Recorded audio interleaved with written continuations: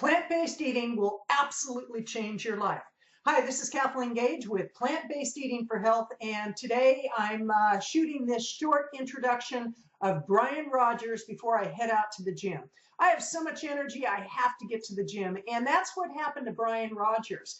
Actually, Brian has been involved in well over 300 companies, helping them with online strategies and just being a master marketer, a master online marketer.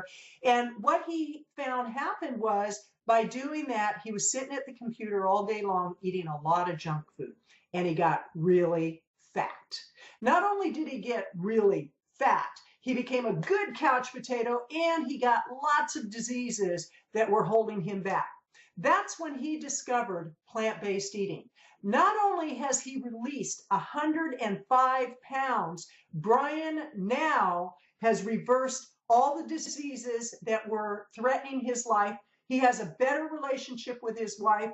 As a side note, he's actually read nearly 50,000 books because he's a speed reader. So he was able to absorb a lot of great information about plant-based eating in a very short period of time. I know you're going to enjoy this interview that I did with Brian Rodgers as we move to the other side.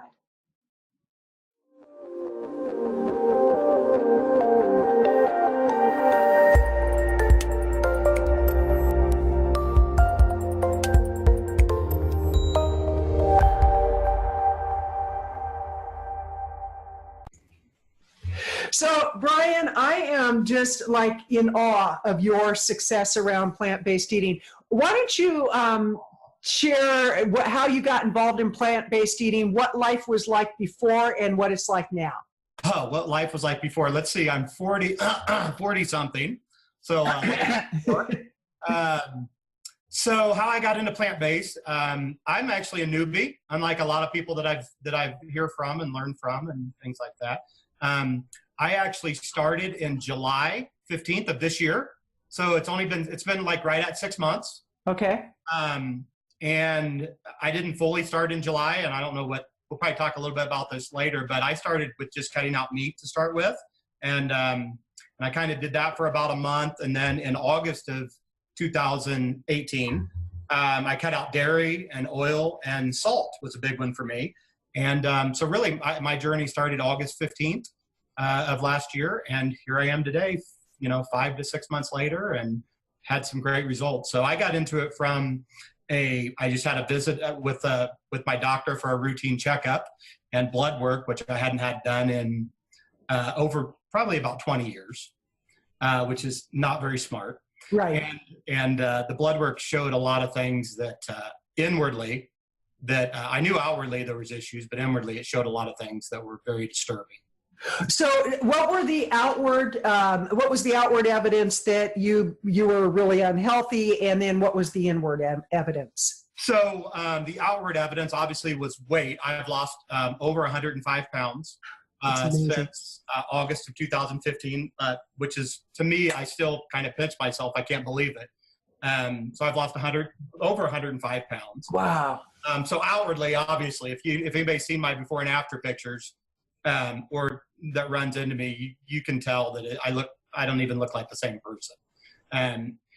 So outwardly, it was a weight thing, but it was also, I'm a programmer by trade. I sit in front of a computer for hours and hours and hours a day and write code, and it snuck up, and I've been doing that since 1997, and it just snuck up on me over the years.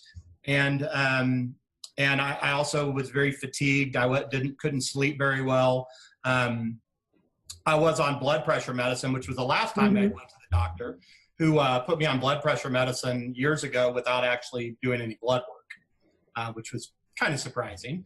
But I had very, very high blood pressure. So outwardly, it was the weight and how I felt. Inwardly, I'm talking about my least favorite subject right now, which is myself, and particularly all the issues that I had.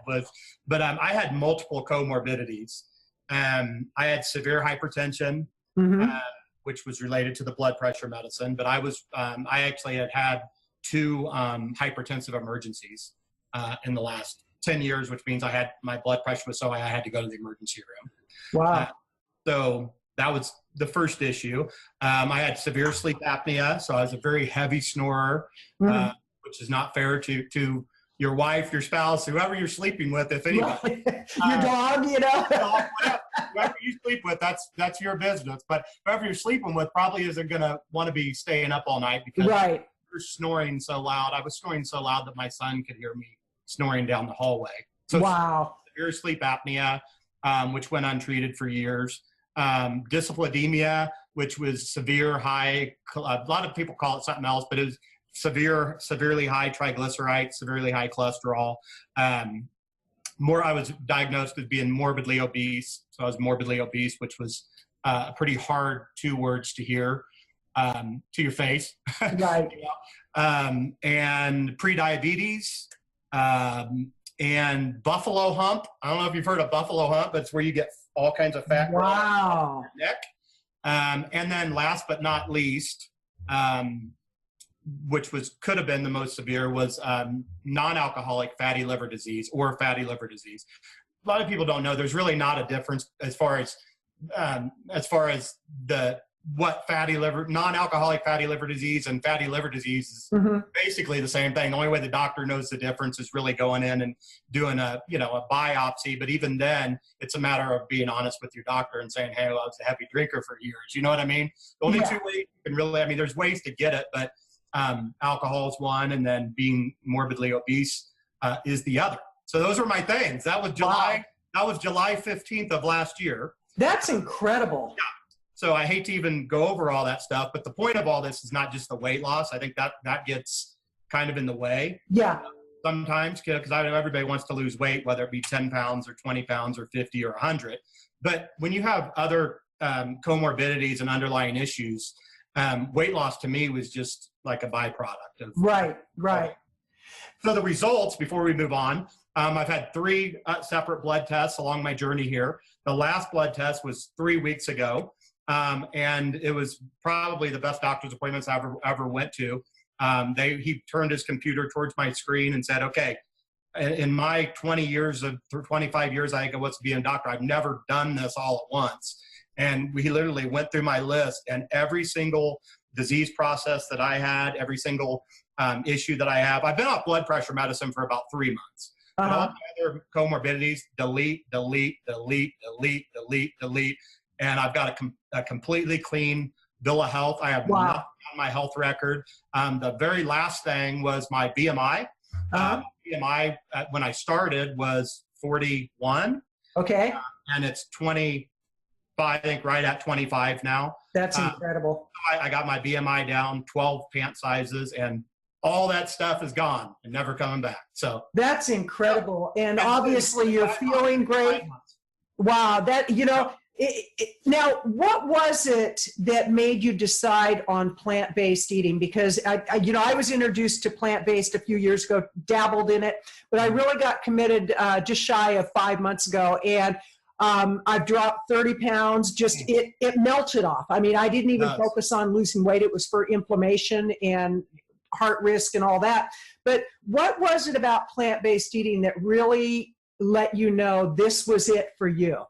So I would say 2 things, and they're kind of both interrelated. The first is that I've tried literally since I was 12 to 13 years old. I've been fighting my weight. So I have, and I've been married for 22 years. Dated the same woman for 4 before that. So we've been together a long time. We have literally tried every single diet out there. If you name a diet, we've tried it, had moderate success with it because of some of the things I believe that I've learned this time. Tried all kinds of different diets, moderate success. So I tried everything. I'd never tried completely plant-based. I tried being a vegetarian, not vegetarian lifestyle years ago. And I tried all meat and all this, all that. So that was one thing. It was something I hadn't tried. And a lot of my friends, I live in Denver, Colorado now. And we just moved here about 3 years ago. And some of my friends were plant-based and kind of had mentioned it and some different things, never, telling me, hey, you should go plant-based, but just, I kind of knew they were doing it. And then the second thing was on my July 15th doctor's appointment, the reason I actually took that appointment was I was trying to get a referral for bariatric surgery. I was going to go get lap band, whatever it's called. Believe me, I know all about it. I went to the seminar and all this stuff. And my insurance required for you to get a referral to a doctor, a primary, which I didn't have at the time because we had moved. Well, had never, since we moved 3 years ago, I never got a primary doctor. So I had to have a referral from them. I had to wait 6 months. So I went to him, and he reluctantly said, okay, well, I'll give you a referral to go to the seminar, but you're going to have this 6-month waiting period, which today's 6 months, by the way. Wow. Right at 6 months from that date, I would be having bariatric surgery if I went that route. So then I went to this seminar with my wife, and it scared the bejeebies out of me. It scared me really bad. And my doctor had mentioned, well, why don't you try for the 6 months? Why don't you just try eating, fruits and vegetables, try juicing. This is my primary doctor who Nice. I didn't know real well. Try juicing, try some of these different things, and then just try it for 3 weeks and let me know. And that's how I got referred to it. I mean, that's how I started on the plant-based diet. And he was like, he's like, let me see your Apple Watch, because I had an Apple Watch on because I'm a techie. And he goes, let me see your Apple Watch. And he just kind of programmed this little program in that you probably have it. You've probably seen it, but it shows you how many steps you take in a day. Yes. It shows you, it reminds you once an hour to get up and move. So once an hour, it's for 12 hours a day. So for 12 times a day, it reminds you to just get up and move. And he was like, why don't you just, when it beeps, get up and walk to the end of your block, like the end of your street. And I was like, I feel stupid. Like I felt completely, I felt lost. I felt like I had failed because my doctor's telling me to walk to the end of my block. Well, he probably knew this, but what I didn't know this is I had been so sedentary that I tried it the first day. It dinged, I'm sitting there writing code on my computer. I got up, walked to the end of the block and back, and I'm in Denver now, so I was very light. And when I got to the end of the block, I was like, I literally could not breathe. I felt like I was going to die. And that was my wake-up call. It's like, okay, wow. I can go at bariatric surgery. I've got all these choices. I've tried all these diets. I've never tried plant-based. I need to just move. I need to do it 1 juice a day to start with. And that set everything in motion. And I'm like most men. I can only do like 4 or 5 things really well. Like women can do like, I was going to say, you're being generous with yourself. 4 or 5. Okay. I won't go into all the things I do well, but one of the things that I do well that was a skill that I learned years ago, which some people have that I think is an amazing skill, is I'm a speed reader.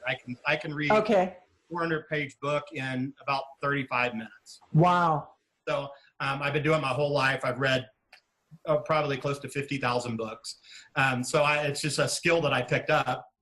And so my wife is actually a DNP, a nurse practitioner, a doctor of nursing practice. Okay. And the nutrition has never been a part of what she does. She's in pulmonology, so she's a smoking cessation, lung cancer, things like pulmonology, stuff like that. And so she picked up this book, How to Not Die. I think it's Dr. Greger. Yes. I believe. Yes.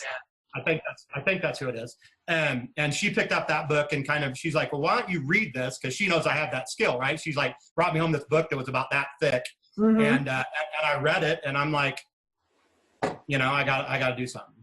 Right. That book was more like it's more like a scientific. It's not really like go lose weight or anything like that. Right. Kind of like Eat to Live and the China Study and all that. And I went on to read the China Study and some of these other books and things since. But that was kind of how it got set in motion. That's incredible. Yeah. Well, is your wife plant-based?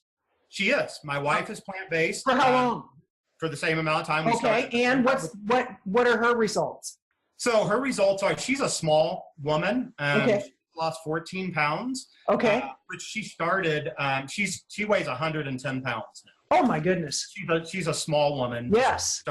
So 14 pounds for her is like 100 pounds for me. Right. So it's helped her tremendously. But it's not as it's not a weird thing is she feels better now. I mean, she had a lot of other issues. She feels a lot better, but it's not a wow factor like with me when I see people like, oh my God, 100 pounds. Right. And I'm like, well, my wife has lost 14 pounds. And they're like, forget that. Here's your 100 pounds. Right. You know Let me ask you this. Yeah. Let me ask you this, because I'm real curious from a male perspective. Has it improved your relationship to lose that weight? Absolutely. Okay. It really has. I actually had never written all this stuff down until you asked me to do this interview. I'd done kind of a little food journal and stuff, but I kind of wrote everything down a few days ago and kind of created the 6 kind of bucket areas that I think of that I've done really well. I'm a simple person, so I do stuff very simple. And one of the sections that I have after diet and exercise, which everybody talks about, was your support system, which I think is huge. Right. And within that support system area, one of the things that is improved on, and one of my areas that I talk about later is stuff you can do, has to do with your relationship. It's completely changed our relationship. Nice. It changed it. But it's helped in a lot of areas, physically, mentally, and really communicating. I never thought we could communicate better because we've been right and dated for.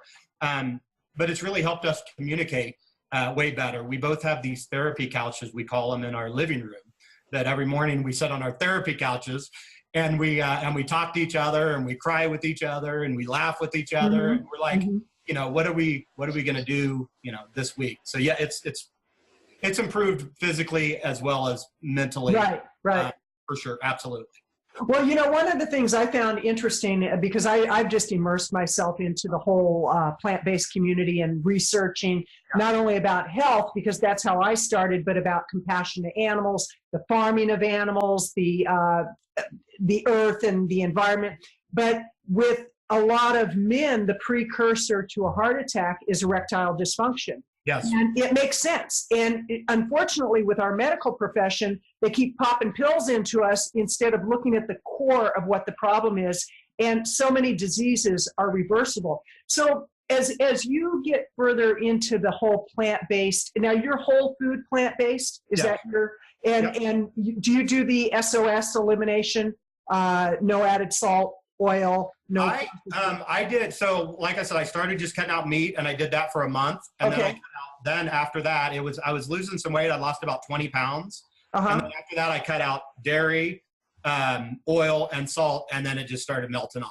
You know, that was my experience. I dropped 30 pounds, and I had it was a byproduct of just eating healthy.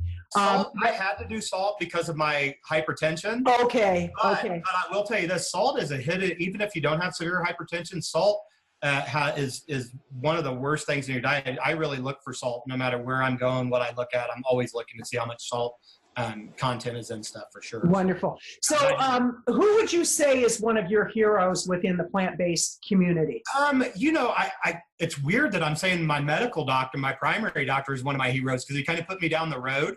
Nice. But other than that, I think everybody contributes a little bit. I mean, there's a lot of great research out there from, you know, Dr. Campbell and from Dr. Greger and Furman, all these different doctors. Awesome. It's great that we have the ability to learn from all those people.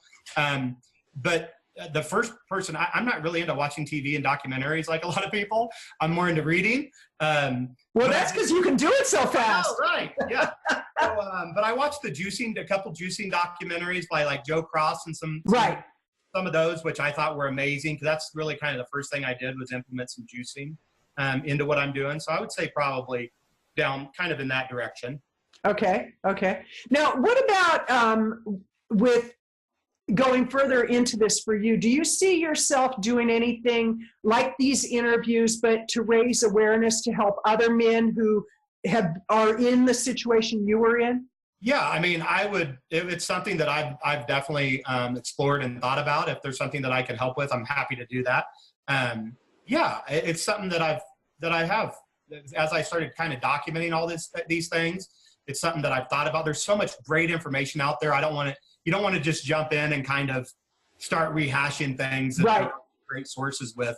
But one of the things that I'm really passionate about, and it's something that that my wife and I came up with on our therapy couch, is I call it a plantic attack. It's a planic attack. It's not a panic attack. It's a planic attack, I call it.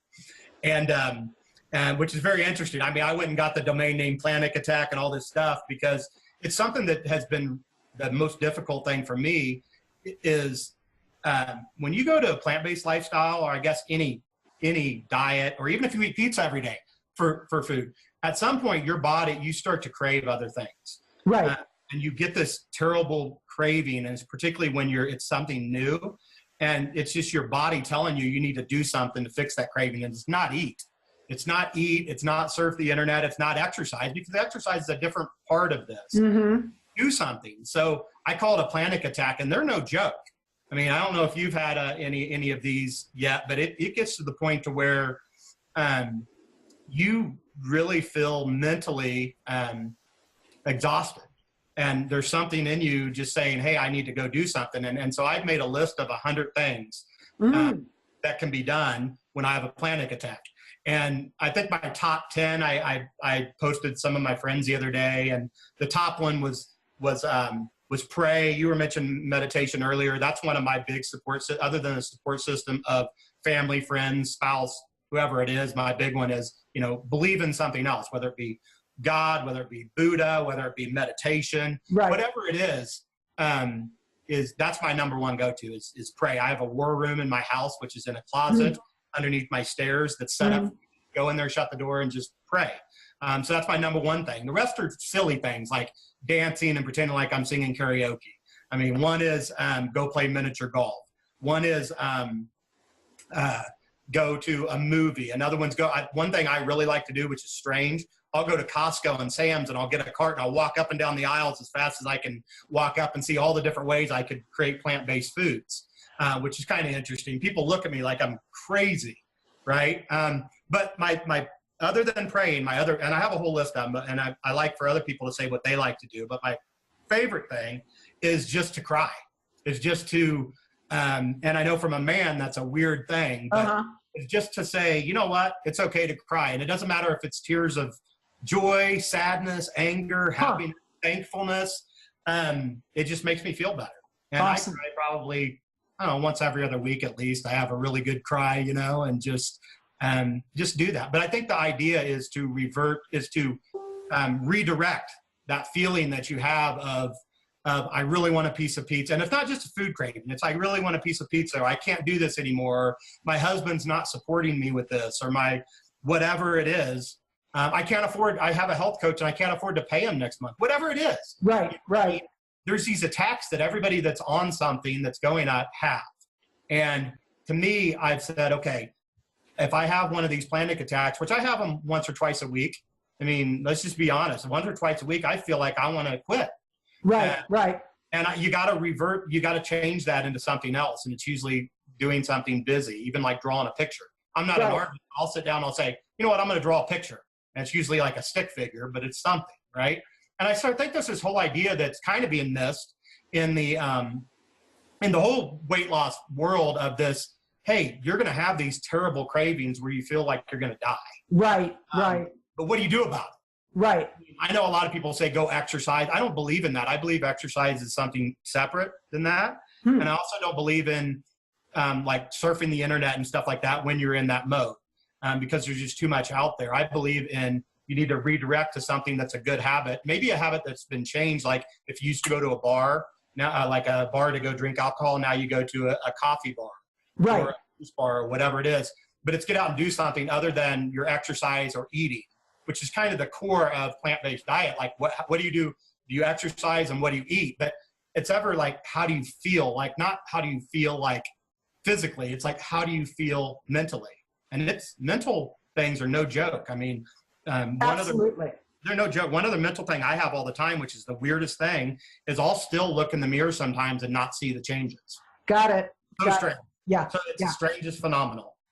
So, well, it's that whole, the fat image we have of ourselves. And, I posted in my Facebook group, one of my fat pictures, I call it my beached whale look. And I'm laying on a beach, and I still was probably 20 pounds shy of my heaviest weight. And I look at that and I go, oh my God, how could I have let myself get to that point?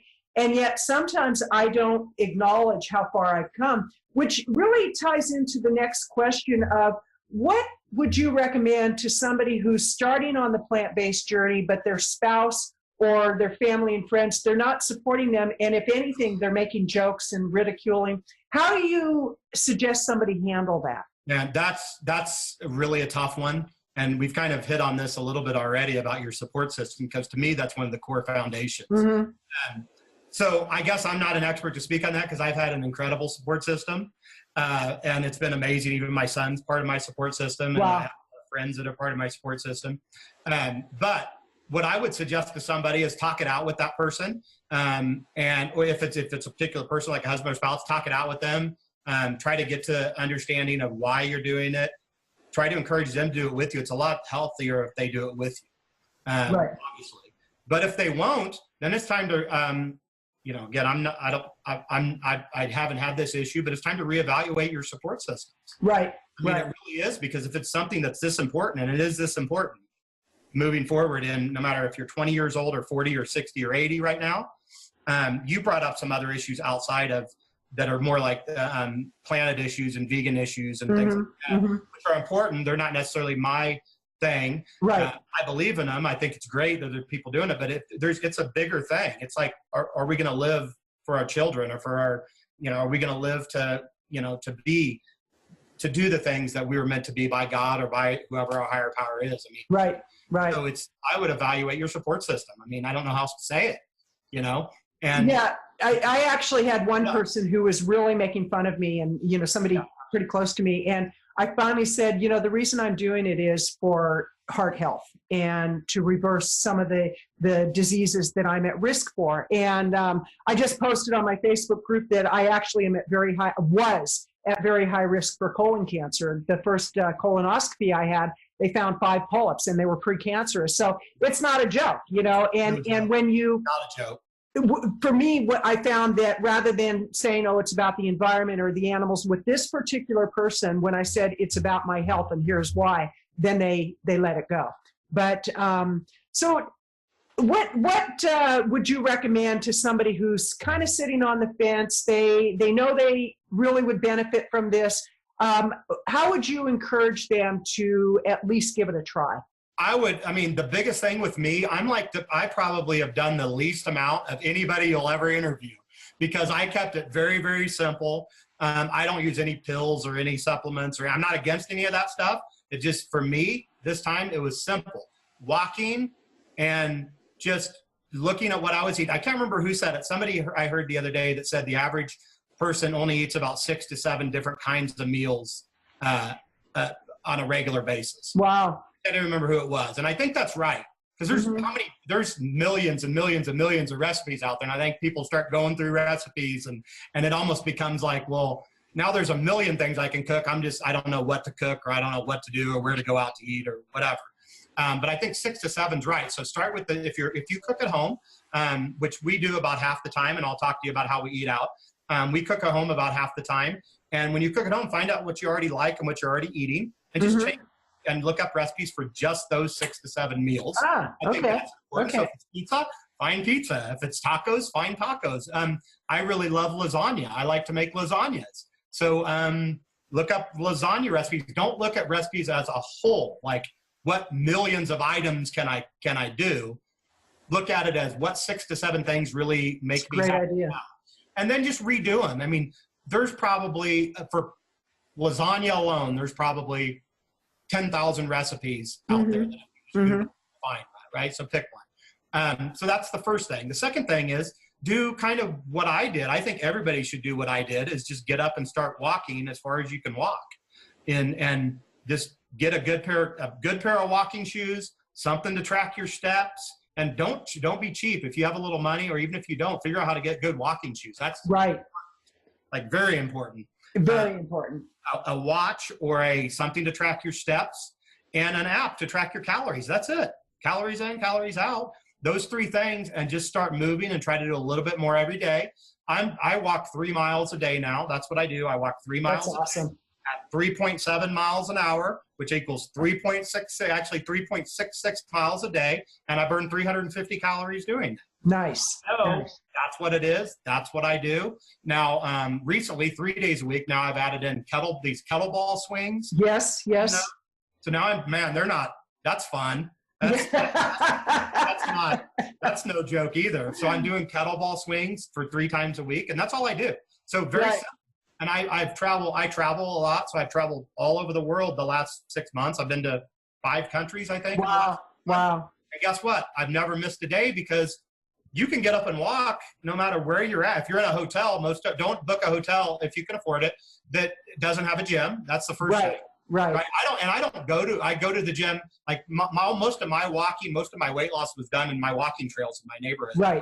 Temperature. I live in Denver, so there's no excuse. It could be right. Cold. Absolutely. Most was done there. I do go to the gym now because I kind of have this whole thing now where I'm trying not to spend so much time online. I know that's bad because I have an online business. You have so do I. And a passive question that. Online, right? Yeah. But the whole idea is I'm trying to use my time better too. So from now on, I won't post or do anything now. I'm kind of testing this unless I'm on a treadmill. Ah, nice. If I'm doing blog posts or whatever, I'm trying to do it while I'm on the treadmill. Right. And then my panic attack, if I'm having one of those, I won't go exercise. That's why I don't go exercise or go online. Right. We're kind of saving that for a different time. So I would recommend walking and then changing the 6 or 7 things you currently eat. And you can do that with the food journal. Right. Very basic things. Like I said, you'll probably interview people who have amazing, like crazy science and stuff like that. And for me, it was like not getting too deep into something that you're not. Absolutely. You brought up something. You brought up something I'd really like to address because we're both in the online space, and we've run in similar circles. We know a lot of the same people, and one of the things that I noticed in the 20 years that I've been involved in this industry is there have been quite a few people, myself included, yourself included, that we crossed that invisible line and we became very unhealthy. And there's a lot of obesity with the people that are making great money, but they're too unhealthy to enjoy it. So what do you think for people in the online space they could do that would help them to get healthier? Because, it's kind of shocking when you go to conferences and you're seeing so much obesity and disease and sluggishness and, they've got a ton of money, but what are they going on a lot of years. So unfortunately, I never really noticed it until recently because it became important to me. Yeah. But that's been going on a long time. Yeah. I remember when I was going to conferences, and we probably ran in the same conferences back in the late 90s, early 2000s, that time period, even like as late as like some of the bigger ones in 2006 and 2007, when internet marketing really became pretty big. Right. I made my money originally in the real estate space for real estate. Oh, okay. Which I've sold that business many years ago. But there's 2 things. I mean, we both know both of the 2 things that are causing it. I mean, you and let's just forget exercise for a minute. Let's just say, let's forget exercise because everybody knows they need to exercise. But there's 2 things. One is you got to stop drinking. Or you got to stop drinking as much. That's number 1. Right. There's a lot of indulgences. And it's not just with online marketing, but it's really heavy in online marketing. Right. I was right there with you with the game. So I'm not preaching at all. And secondly is overindulgence of food.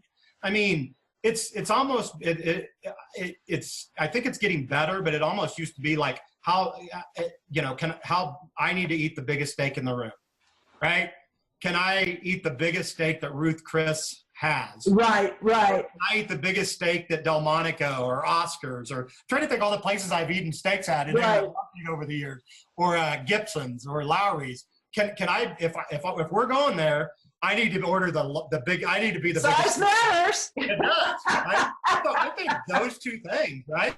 If they don't do anything else, those are it. And I think it could change quick. There's a lot of influencers in online marketing, internet marketing, that could change that quickly if they had a huge conference or something like that, and all of a sudden they bring in a local juice company that's going to give everybody a juice. Right. It can change quick. It's not like this would be a hard thing to change, right? Well, maybe you and I need to make that change for them, because I've done a lot of events myself. I use the model of the 3-day event and enroll people in coaching and all that. Sure. And so I've got the knowledge on how to do it. And I've really been giving thought, because the further I get into this, the more this is what my business is about. And I just see that there's such a need for it to help raise that awareness. But one of the things you were going to share is when people eat out, what can they do to really have those checks and balances in place? One of my favorite subjects, because I love eating out, right? And so everybody says, oh, you don't eat out anymore, or you don't eat this. I've already told you I eat pizza, tacos, and lasagna. Right. So if you already know that, then you have information about me. Like, I've lost 105 pounds in 6 months, and you also know that I eat lasagna, tacos, and pizza. So there's the thing that normally don't go hand in hand, but with plant-based, it's beautiful because you can go hand in hand, right? So eating out, we're really good cooks, so we like to cook, but we're also busy. My wife, like I said, a DNP, and she's an executive. I'm very busy. In addition to being a programmer, I also invest in companies, small businesses. So I'm very busy. So eating out, I found there's all kinds of things we talk about eating out, but I found 2 huge things that I think have saved me, and that's Thai food and Indian food. Ah, okay. Because both have huge flavor profiles. Mm-hmm. A lot of people think they don't like Indian or don't like Thai. They haven't had the right Indian or Thai yet. So there's 100 different dishes in Indian food and Thai food that you can eat. So Thai food, you just have to have them modify it a little bit. You can go, like a Thai curry is completely plant-based to start with. Right. Not vegan to start with, because they use fish sauce. Mm-hmm. And if you do a green curry or a red curry or a yellow curry or a coconut curry or whatever, pumpkin curry, whatever it is, it's a huge variety. You just ask them to make it without the fish sauce. Every Thai restaurant in the world will make you a Thai curry without fish sauce. That's it. Okay. Right? And every Thai restaurant in the world has some of the biggest bounties of fresh vegetables you'll ever see in your life. Huh.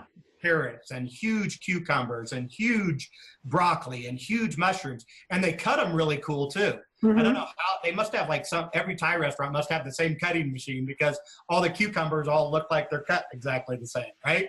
So Thai food is great. And they also have other dishes. Like, I stay away from the pad Thai curries and rices and stuff like that.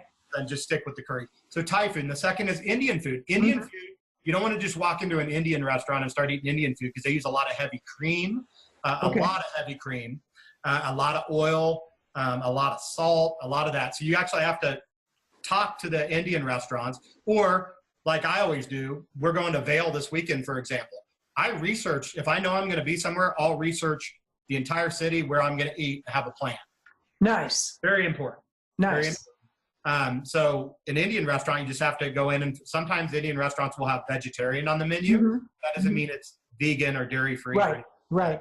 So you have to ask questions. Some will have vegan marked, and don't always believe anybody who tells you they're serving you something dairy free or vegan or whatever. You should question.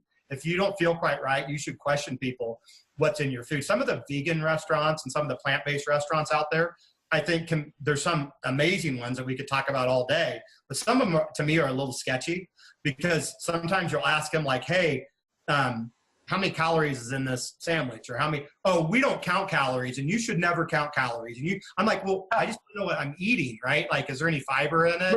Right. They're like, well, it's vegan. I'm like, I know it's vegan, and I know or dairy free, or it's salt free, or whatever, gluten free. I know that, but can you tell me a little bit more about the food I'm eating at your restaurant, right? So don't be afraid to question what you're eating. I mean, I think that's the whole, if we talk about just food, that's the whole thing, is questioning what you're eating, right? So why wouldn't we question what we're eating when we go to a restaurant? Makes sense. In a good way. I'm not saying be a jerk or anything. Right. There's a question. Let me make a note of that. Yeah. He said be a jerk. Oh, not be a jerk. Yeah. And then two other tips to get off the subject. The salad bar type restaurants. Right. Amazing. Like we have Sweet Tomatoes here, and there's Jason's Deli, and there's some of these others places. I'm not a huge fan of Jason's Deli, but like the the sweet tomatoes and some of the places Right. that have salad bars. But I have a little case because I'm a programmer, so I have my computer with me all the time. But I carry two things in my case. I carry my own salad dressing everywhere, which I also recommend finding a salad dressing or making a salad dressing that can also be a dip, like for for chips or for if you eat. I'm not a big chips fan, but when I go to we can talk about Mexican restaurants too. But a salad that can act as a salad dressing or a dip. And hot, some kind of a hot sauce. I'm a huge fan of hot sauce. I wasn't really a fan of hot stuff before, but now I am for two reasons. One is it heats your food up and it makes you eat slower. Hot sauce, and it also has a lot of benefits. If you look in the benefits of cayenne peppers and habanero peppers, as long as it doesn't have the added salt, as long as it's all natural hot sauce. Right. They don't put like aspartame or whatever it is they put in sauces. So hot sauce I always have with me. And then the last thing is like Mexican restaurants. I mean, the hot sauce goes in there. Every Mexican restaurant, a lot of people don't know this. I've never been to one where this wasn't the case, where they bring your chips and salsa. You can ask them, hey, I know in the back you have some house hot sauce. Can you bring me some? I've never been to a Mexican restaurant yet that didn't understand what I was saying and said, sure, house sauce. They don't serve it, but every Mexican restaurant has their own really hot sauce in the back. And every Mexican restaurant I go to, I'll get it.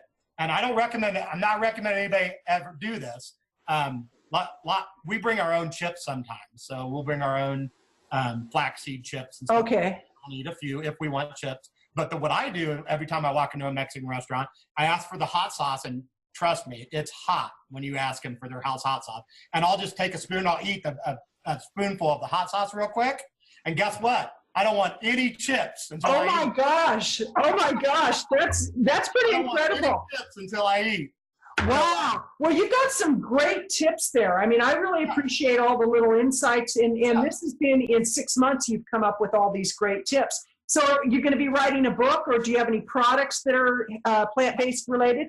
I don't have any products. How about your product? I recommend your site.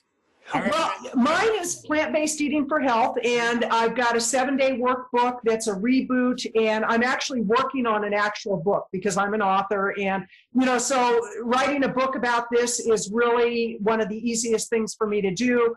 I'm going to be implementing a lot of the online strategies on how to get it out to market, do a campaign. But right now, I'm thinking about, well, what can I do to really continue to raise awareness? And at this point in time, it's really bringing people like yourself who have incredible success stories to the community through YouTube primarily. And then this will feed out to the Facebook group, to Twitter, to LinkedIn, to all over the place. Yeah, but, I think that's great. Do you have anything, any objection to people reaching out to you? No, please. How can they do that? Yeah, I'm very easy to follow on Facebook, and so this just tells you how long I'm in the internet marketing spaces. You could actually go to myname.com, brianrodgers.com, and it's a normal name, so BRINRODGERS. Great. brianrodgers.com. If you type in Facebook, you can find me on Facebook, Brian Rodgers, Denver, Colorado.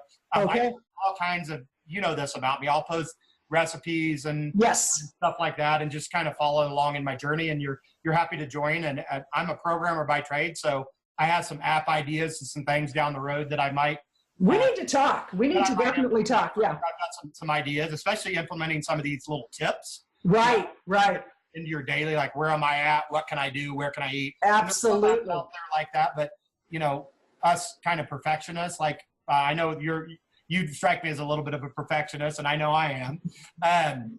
So some of the things don't quite fit the way that I want them to work. So right. If I have the talent to change that, then I probably will. But at this point, I just recommend everybody go to your website and Thank you. Feel free to reach out, and Facebook's the best way. Okay. Yeah.